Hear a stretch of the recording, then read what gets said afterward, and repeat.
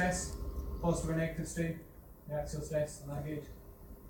That stress causing positive or negative strain there? Negative. Because it's Positive. it depends about where you look at it. I don't know why, but I look at it this way. No, it doesn't. That stress causes strain in that direction on that gauge. Is it positive or negative? It's going to The be positive. strain caused by that stress. Positive. Positive. That tensile stress will cause tensile strain in that direction. But what else causes strain in this direction?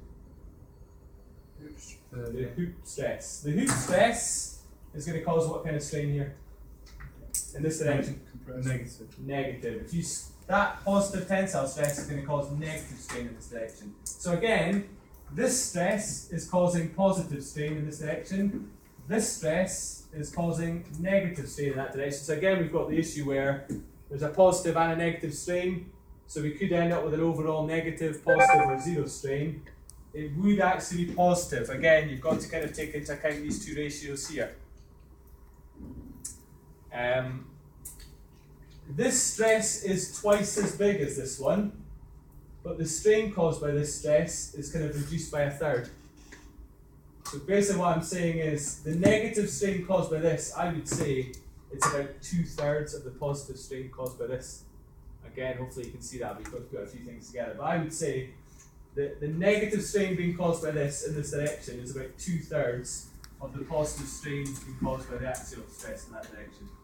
I'm basing that idea of 2/3 on these numbers here, but you've got to kind of see how I'm putting them together. The axial stress is half the hoop stress, but the strain in that direction caused by the hoop stress is a third of the strain caused by the axial stress. There's lots of things we're putting together here. Again, it's difficult for me to just stand up here and try and put it into words. Obviously, you need to try and get across that idea in your report, but you don't need to go into that details about it being 2/3. But basically what we're saying is, even though this stress is smaller than this one, the strain it causes in this direction, the positive strain it causes in this direction, is bigger than the negative strain caused by this stress in this direction. So again, there's positive strain and negative strain, but because of the relative size of the two stresses and Poisson's ratio, again, the positive stress is bigger than, the positive strain is bigger than the negative strain here. So it turns out these will be positive, but this will be positive as well. This just won't be nearly as positive as this one. Hopefully you can understand why. These are going to give much bigger positive readings of strain than this one. What do we know about these strain readings? The strain reading on this and the strain reading on this. What do we know about them compared to the other strain readings? It's the same as it was for the simple stress setup. I'm not looking right now at the relative size of them. Just what do we know about, what do we know about the strain readings from these gauges compared to 3, 4, and 5? What's the strain going to be for 3, 4, and 5 in relation to the strain on these two gauges? Kind of somewhere in between. Again, basically these are the extremes. This is going to be the biggest positive value of strain. This is going to be the smallest positive value of strain. But if they're both positive, then whichever direction you measure the strain in here, you're going to get positive strains. You're going to get positive strains in all directions in this component. Again, what would we need to have here to get zero strain from this gauge? If this was going to read a strain of 0, what can you tell me about the stresses?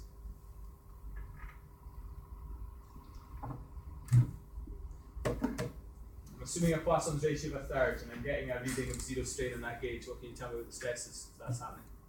0. Strain of 0, stress of 0. I lost it. 3 times bigger. No, the axial stress 3 times bigger.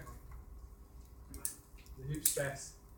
If the hoop stress was 3 times bigger than the axial stress, I'd expect that to be reading 0. Again, you've really got to think harder. As I said to the last group, they didn't call it complex stress just for fun. It's complex. There's a lot of stuff happening. If that stress there is 3 times bigger than that stress, and they're both tensile, I would expect that to be reading something very close to 0. It's not 3 times bigger, it's 2 times bigger, so we do get something close to 0, but it's not 0. If the hoop stress was more than 3 times bigger than the axial stress, this would read a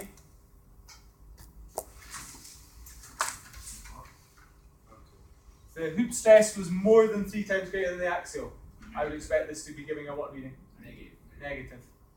If this got much bigger than the axial stress, this would be causing stretching in this direction, but this getting much bigger would be causing more contraction in that direction. So you're basically looking at this idea of one stress being 3 times bigger than the other. If this stress is 3 times bigger than this one, this gauge should read about 0.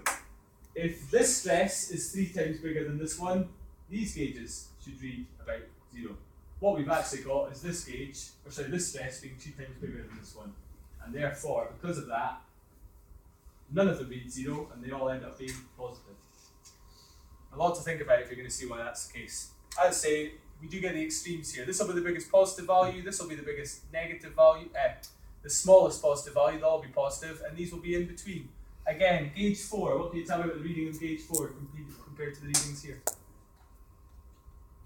If this was reading, well, no, I'm not going to give values yet. We got a reading from this one, a reading from this one. What would you expect on the reading on this one? Halfway between. It should be halfway. Well, we'll talk about values in a second. This should be reading halfway in between. Something like that. This one should obviously be reading something closer to the reading from gauge 1 and gauge 6. This one should be reading something closer to the reading of gauge 2. Hopefully you can see that. That's what Moore's circle does. It just kind of, it relates the angle to the strain. But I say it does use a circle, it's not a linear relationship. Last thing I think I want to mention, we do the experiment. In the open-end setup, when we went up to 3 meganewtons per meter squared, we were getting a value of about 600 for these gauges here. Based on what I was talking about earlier, if we got 600 in the open ends, what would we expect these to be reading at the maximum pressure of the closed ends? Remember, I said when we were getting about 100 for these in the open ends, I'm expecting to get about 80 odd. So if we're getting 600 in the open ends, what would we be expecting in the closed ends? About 500, a reduction of about a sixth. We should find these reduce in size by about a sixth. So actually, important to note here, when we create more stress in this cylinder, we actually get less strain.